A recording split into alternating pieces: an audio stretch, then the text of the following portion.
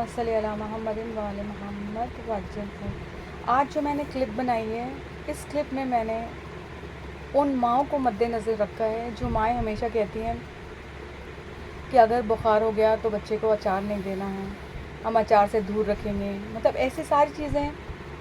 आपको पता है अचार में जितने भी इंग्रेडिएंट्स डाले जाते हैं, चाहे वो मेथी हो, चाहे वो काला ज़ीरा हो, चाहे वो हल्दी हो, ये सारी बीमारियों का इलाज है। सरसों का तेल वो भी बहुत बेनिफिशियल है बॉडी के लिए। प्लस आपको पता है हल्दी एंटीबायोटिक का काम करती है।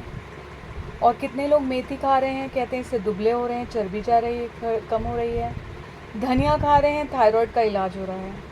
तो मैं उन माँओं को बताना चाहती हूँ कि सारी चीज़ें अचार में अच्छी है, सिर्फ एक आम को छोड़कर।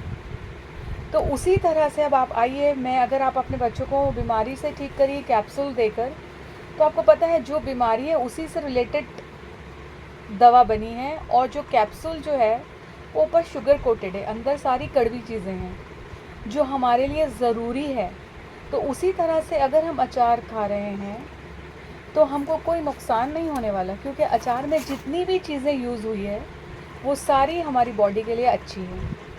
क्योंकि आपने सुना होगा लोहा लोहे को काटता है, जहर जहर को मारता है। आइए मैं आपको सुनाऊं एक और किस्सा। जब ऊँट बीमार हो जाता है, जब वो बहुत बीमार हो जाता है, उसके अंदर हय्यम नाम की एक बीमारी हो जाती है, वो कमज़ोर हो जाता है। और उसे पता है कि वो उसकी बीमारी का, या तो जो ऊँट पालने वाला है उसे पता है कि उसकी बीमारी का या इलाज क्या है, या खुद ऊँट को परवरदिगार ने बता दिया है कि उसकी बीमारी का इलाज है सांप को ज़िंदा निगल जाना। आपने सुना होगा ऊँट सांप को ज़िंदा निगल जाता है। अब बताइए हय्यम जो बीमारी है उसमें ऊँट के जो बदन है उसमें जहर हो रहा है, बढ़ रहा है, और वो कमज़ोर हो रहा है, और वो सांप को निगल रहा है। जो सांप का जहर है वो उसकी जो बदन की बीमारी है वो उसको ठीक कर रहा है। अब वो सांप खाने के बाद तंदुरुस्त होने लगता है। लेकिन जो सांप का जहर है अब उसका क्या किया जाए। जब ऊँट सांप खा लेता है तो वो चिल्ला चिल्ला के रोता है, इतना रोता है, इतना रोता है, जब तक उसके आँख से आंसू ना निकल जाए।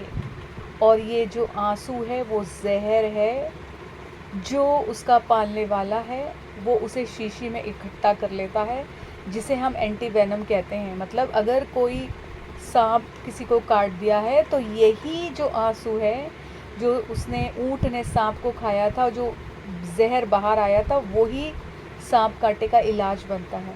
तो मेरी दरख्वास्त है कि अगर हमारे घर में कोई बीमार हो रहा है और वो कुछ खाने को कह रहा है तो उसे हमें अचार दही वो सबसे रोकना नहीं चाहिए, क्योंकि मौला अली कहते हैं कि बीमार को खुद को पता है उसे क्या खाना है, और अगर हम उसकी मर्ज़ी का उसे खाने देंगे तो वो जल्दी सेहतयाब हो जाएगा।